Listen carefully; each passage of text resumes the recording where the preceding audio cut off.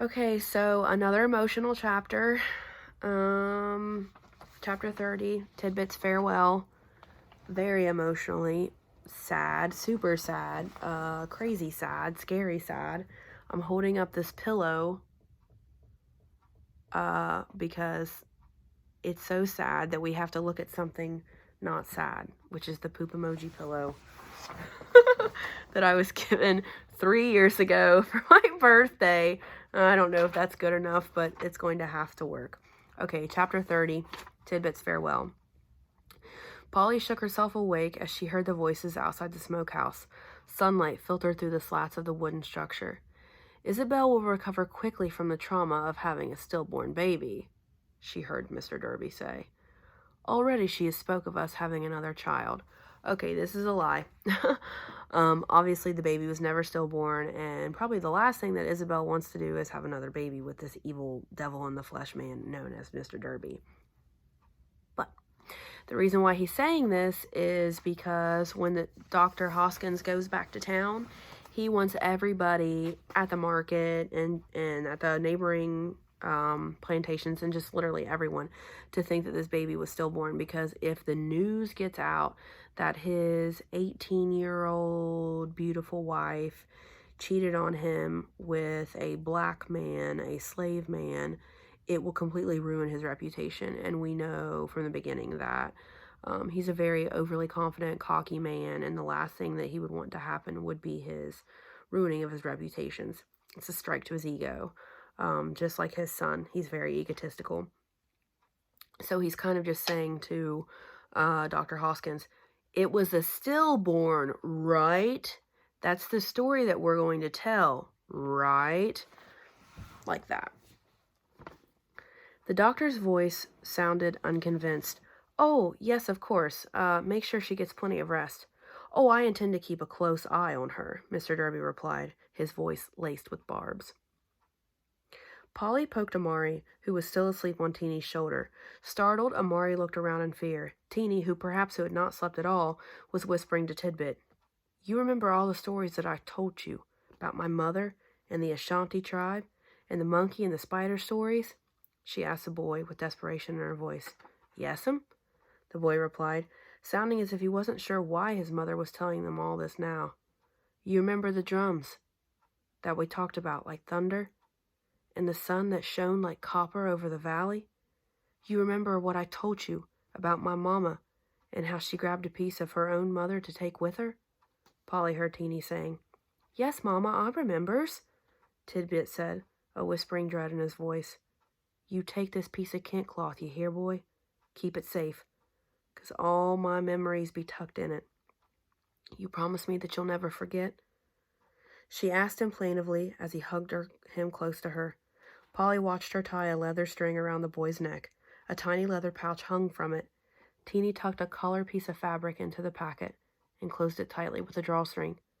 I remembers it all, Mama, Tidbit said, his voice sounding truly frightened now. You gonna grow to be a man, a free man. I don't want to be no man, Tidbit protested. I just want to be your little boy.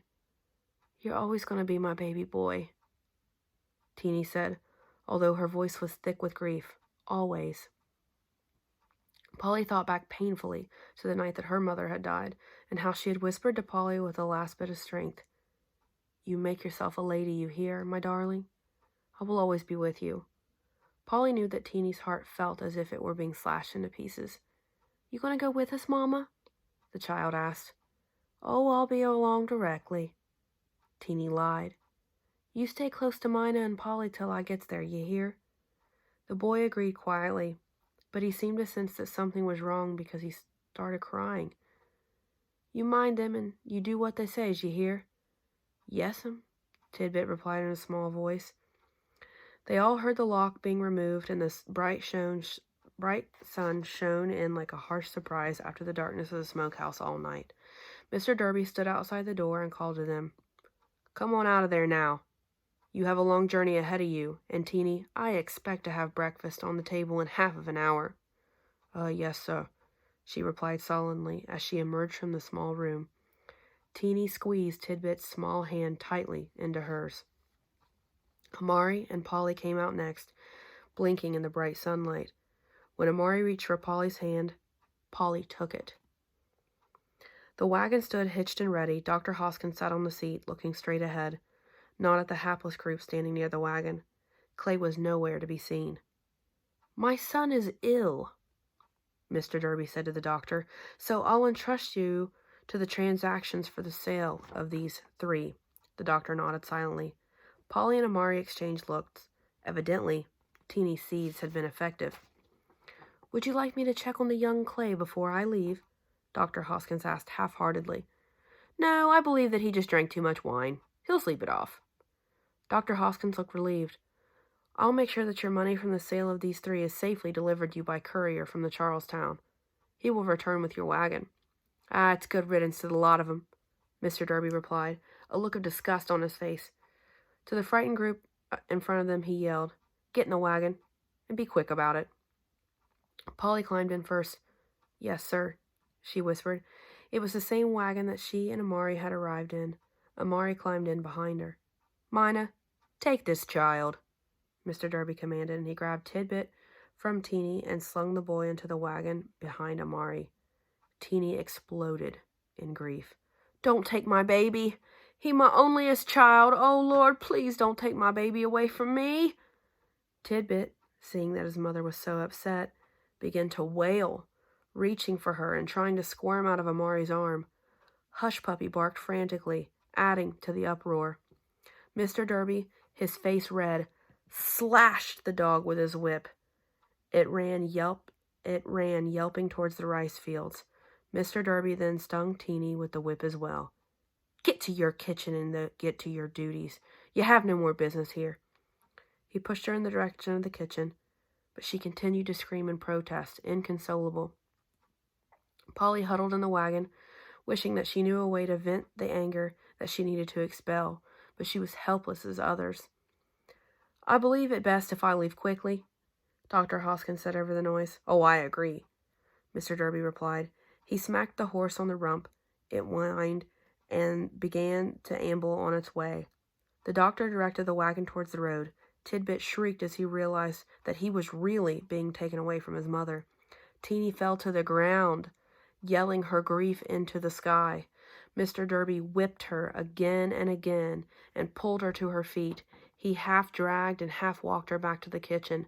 Hush Puppy continued to bark frantically in the distance. "Mama!" Tidbit screamed hysterically. "Mama!" They turned past a bend on the road, and although she could still hear Teeny's anguished cries, Polly could see her no more. Amari held Tidbit, trying to soothe him, but Polly knew that nothing she could say or do would make the child feel better. Okay, so now Hush Puppy has been whipped, and I'm extremely upset by that. Okay, don't hurt the humans, but especially do not hurt the puppy, okay? I am extremely angry about that. But the children are with the doctor, and now we just have to hope that what Cato said about him being anti-slavery and anti-human cruelty is correct.